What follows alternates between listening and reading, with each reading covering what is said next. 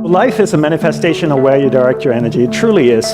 And what we should really start with is to actually look at energy the same way we look at water. If I took a watering can and I watered a garden bed, would the weeds grow or the flowers grow? Both, right? Water has no ability to discriminate between the weeds and the flowers. Whatever I water starts to grow. Energy is the same way as well. If I took energy and I invested it into something negative, it will grow and become more negative. If I took energy, invested it into something positive, it will grow and become more positive. Energy has no ability to discriminate between what's positive and what's negative. Whatever you invest energy into starts to grow and manifest in your life. Right now, you're the sum total of where you've been investing your energy throughout your entire life. So the goal really in life is to figure out what it is you want.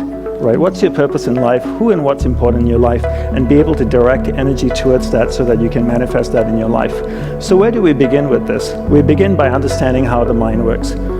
I'll have to say with you, after living 10 years as a celibate monk in a cloistered monastery in Hawaii, this would probably be the most important thing I could ever share with you, understanding how the mind works. From a monk's perspective of understanding the monk and experience of monk's perspective of understanding the mind and experience of the mind, and my perspective and my experience of the mind, there are two things we need to understand: awareness and the mind. Let's define what they are.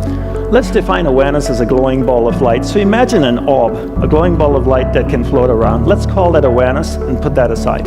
Now let's define the mind. Let's define the mind as a vast space with many different areas within it. One area of the mind is angry, hatred, jealousy, joy, happiness, sex, food, art, science, technology, a whole bunch of different things, right? Your awareness, that ball of light, can actually move to any area of the mind you want it to go to. So if your awareness, this glowing ball of light, goes to the happy area of the mind, it lights up that particular area of the mind. You become conscious of being happy. Are you happy? No, you're in an area of the mind called happiness. If this ball of light goes to the angry area of the mind, it lights up that particular area of the mind. Are you angry? No, you're in an area of the mind called anger. And by using your willpower and your powers of concentration, you can actually take your awareness, this ball of light, to any area of the mind that you want to go to. And here's the most important part. Where your awareness goes, that's where your energy is flowing. So if your awareness goes to the angry area of the mind, your energy is flowing there, it's actually strengthening that particular area of the mind. So this is the theory of it. So let's do a little practical exercise to see if this actually works or if it's just some monk talk, okay? So for that, I need some audience participation. I need all of you to sit up straight in your chair, okay?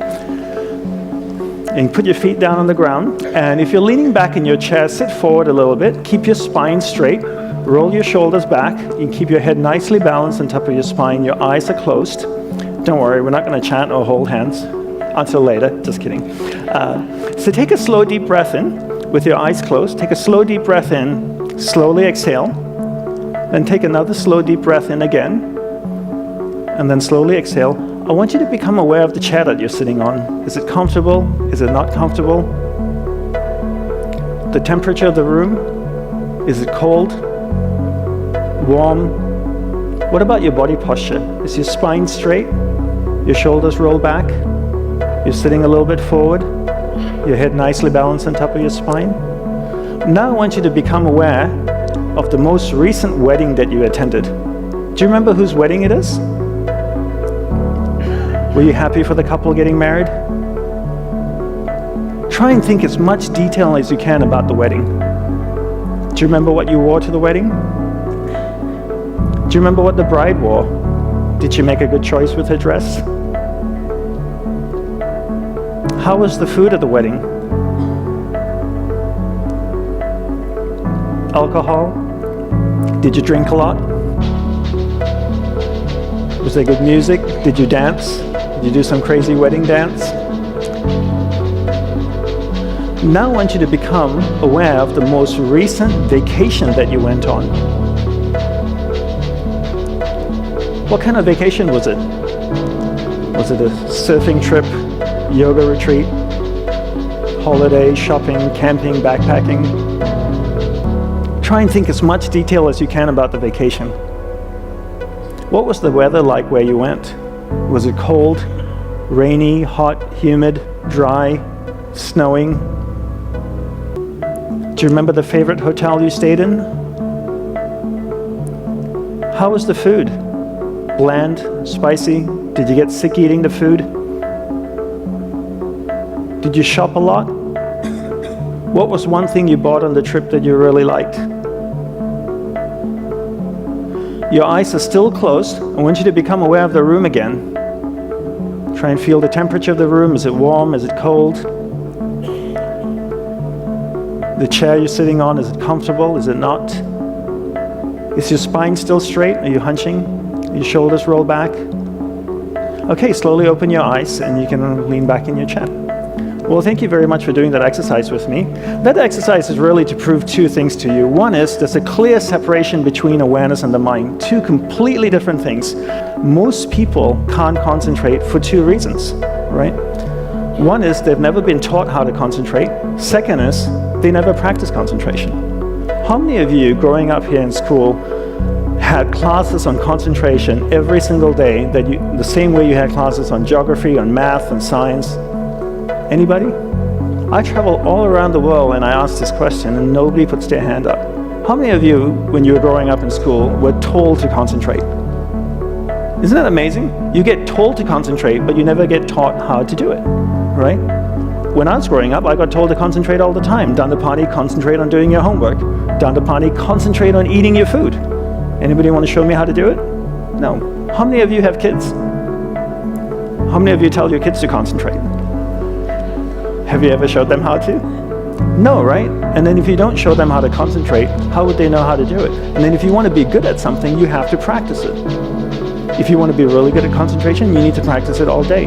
People are good at distraction because that's what they practice all day long. It's not that they don't have the ability to concentrate.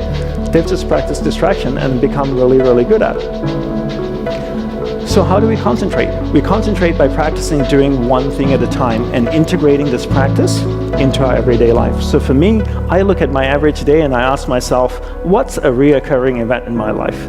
Every day I speak with my spouse. Every time I speak with my spouse, I give her my undivided attention. I keep my awareness on her. It drifts away, I bring it back. It drifts away, I bring it back. I keep my awareness on her. I give her my undivided attention. Now every day I also speak to my clients. I speak with my clients, I speak with my friends, family. Every time I speak with somebody, I give them my undivided attention. If I'm on the phone, I give the person on the phone my undivided attention. I practice doing one thing at a time. By the end of the day, I've clocked about maybe 6 to 8 hours of practicing concentration. 6 months later, I become really good at concentration. 12 months later, I become really good at concentration. The best way to become good at something is to take a tool and insert it into a reoccurring event in your life. And this is the best way to become good at something rather than to create another practice in your life. Just take a tool and insert it into the practice, into a recurring event in your life. So your homework is to give someone, or whatever you're doing, your undivided attention. Pick one person in your life for the next 1 month that you will give your undivided attention to. Every time you speak with that person, stay completely focused on them, keep your awareness on them. The rest of the day you can go ahead and be a squirrel, but just whenever you're speaking with that person, give that person your undivided attention. And you need to practice and build in incremental steps. The other thing we need to learn to develop is our willpower, right? Everybody is born with various levels of willpower, but one thing we never get taught to do is to actually develop willpower. And willpower is like a muscle. I call it a mental biceps. If I could draw biceps around my mind, that would be my willpower. There are 3 ways to develop willpower. 1, finish what you begin. 2, finish it well beyond your expectations. 3, do a little bit more than you think you're able to do. All of these 3 ways require effort, and that effort is willpower, right? So how do I develop willpower? I take these 3 methods and I apply it to things that reoccur in my life. What's something that reoccurs in my life every day? Every day I sleep. What a great opportunity to develop willpower. Before I go to sleep, I floss, I brush my teeth, put on my pajamas, I go to sleep. When I wake up in the morning, I finish the process of sleep. How do I finish the process of sleep? I make the bed every day. So every day I wake up in the morning, I make the bed. What's something else that I do every day? Every day I have breakfast. If I have time to make breakfast, I have time to eat breakfast, then I have time to do the breakfast dish and put it away, right? So I finish the process that I begin. And I bring this into everything that I do. Then throughout the day, I develop willpower. The more I practice this, the better I get. Now I have tremendous amount of willpower. After 6 months, I've developed a lot of willpower. Every time my awareness drifts away, I use that mental muscle, that willpower, to bring my awareness back. Then I use the powers of concentration that I've developed to hold my awareness on what I'm focused on. And because I'm focusing on that, where my awareness goes, energy flows, and now my energy is flowing towards what I want. That starts to manifest in my life. That's why it's so important, firstly, to understand there's a separation between awareness and the mind, two completely different things. You control where your awareness goes, you control where your energy is flowing, and you control what's manifesting in your life.